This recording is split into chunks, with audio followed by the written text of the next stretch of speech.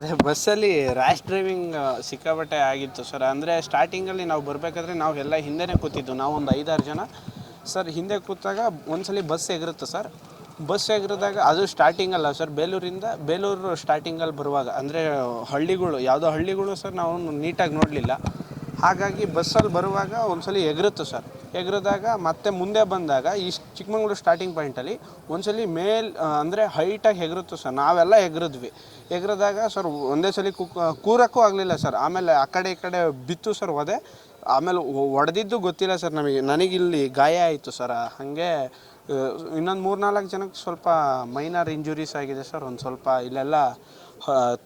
ಇಲ್ಲೆಲ್ಲ ಗಾಯ ಆಗಿ ಒಂದು ಸ್ವಲ್ಪ ತೀರಾ ಇಂಜುರಿ ಆಗಿದೆ ಸರ್. ಹಾಗಾಗಿ ಅಂದರೆ ಈಗ ಅದೇ ಫಾಸ್ಟಾಗಿ ಓಡಿಸಿದ್ರಿಂದ ನನಗೆ ಸ್ನೇಹಿತಂಗೆ ಈ ಥರ ಆಗಿರೋದು ತುಂಬ ದುಃಖ ಆಗ್ತಿದೆ. ಜೊತೆಗೆ ಅದೇ ಇಲ್ಲೆಲ್ಲ KSRTC ಅವರು ಬಂದು ಹೋಗಿದ್ದಾರೆ, ಅವರು ನೋಡ್ಕೊಂಡು ಹೋಗ್ತಿದ್ದಾರೆ. ಈಗ ಅವ್ರದ್ದು ಟ್ರೀಟ್ಮೆಂಟು ಕೂಡ ಒಂದು ಒಳಗಡೆ ನಡೀತಾ ಇದೆ. ಅದು ಏನಾಗುತ್ತೆ ಈಗ ನೋಡಬೇಕು ಇನ್ನು ಒಳಗಡೆ.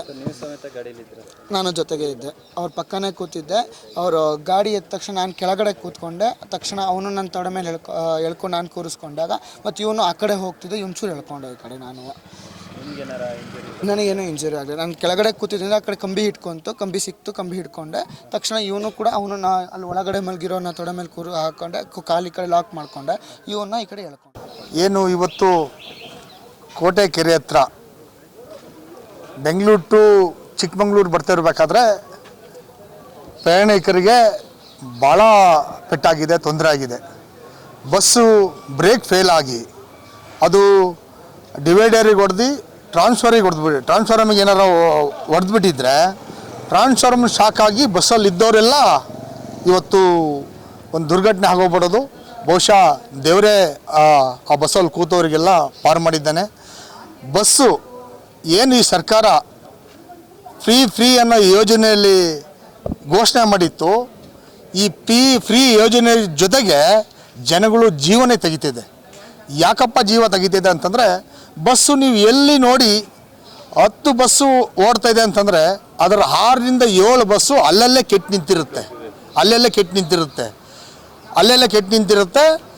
ಬಸ್ಸನ್ನು ಒಳ್ಳೆ ಬಸ್ಗಳು, ಹೊಸ ಬಸ್ಗಳು ಈ ಕಾಂಗ್ರೆಸ್ ಸರ್ಕಾರ ಅಧಿಕಾರಕ್ಕೆ ಬಂದ ಮೇಲೆ ಹೊಸ ಬಸ್ಗಳು ಒಂದೂ ಕೂಡ ರೋಡಿಗೆ ಬಂದಿಲ್ಲ.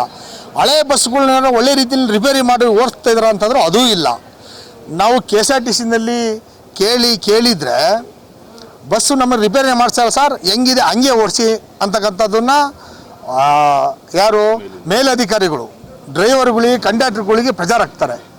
ಒಂದು ವೇಳೆ ಅವರು ಆ ಗಾಡಿನ ತಗೊಂಡೋಗ್ಲಿಲ್ಲ ಅಂತಂದರೆ ಅವ್ರ ಮೇಲೆ ಇಲಾಖೆಯಲ್ಲಿ ದೌರ್ಜನ್ಯ ಮಾಡ್ತಾರೆ. ಅವ್ರ ಮೇಲೆ ನೀವು ತಗೊಂಡೋಗ್ಲಿಲ್ಲ ಅಂತಂದರೆ ನಿಮಗೆ ಡ್ಯೂಟಿ ಕೊಡಲ್ಲ, ನಿಮಗೆ ಅದು ತೊಂದರೆ ಮಾಡ್ತೀವಿ ಅಂತೇಳಿ ಮೇಲಧಿಕಾರಿಗಳು ಪಾಪ ಡ್ರೈವರ್ ಕಂಡಕ್ಟರ್ಗೆ ಎದುರಿಸ್ತಾರೆ.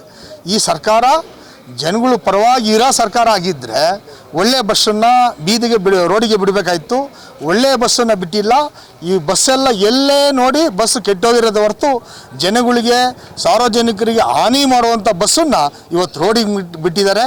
ಪೇಷಂಟ್ ಯಾರು ಜನಗಳಿಗೆ ತೊಂದರೆ ಆಗಿದೆ ಅವರಿಗೆ ಈ ಸರ್ಕಾರ, ಈ ಇಲಾಖೆ ಅವ್ರಿಗೆ ಕೂಡಲೇ ಟ್ರೀಟ್ಮೆಂಟ್ನ ದೊರಕಿಸಿ ಅವ್ರದ್ದು ಏನು ಖರ್ಚು ವೆಚ್ಚಗಳನ್ನ ಅವ್ರಿಗೆ ಪರಿಹಾರವನ್ನು ನೋಡ್ಕೋಬೇಕಂತೇಳಿ ನಾನು ಈ ಸಂದರ್ಭದಲ್ಲಿ ವಿನಂತಿ ಮಾಡ್ತೇನೆ.